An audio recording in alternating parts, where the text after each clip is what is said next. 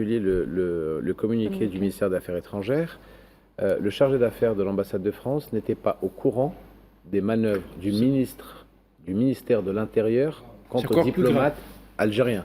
Donc vous avez un ministère des tutelles qui doit gérer les relations diplomatiques entre les deux pays, qui n'est pas au courant que son collègue de l'Intérieur est en train de saboter et justement d'empêcher à nos diplomates de récupérer les valises diplomatiques. Donc c'est là où tu vois toute la cacophonie actuellement gouvernementale et où tu vois qu'il n'y a plus de capitaine à bord et ça va dans tous les sens. Encore une fois, le bateau est en train de fuir de partout.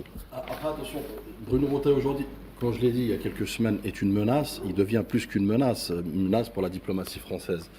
Encore une fois, et d'ailleurs le communiqué des affaires étrangères algérien, qui est, ma foi, à l'image, puisque la diplomatie est un miroir.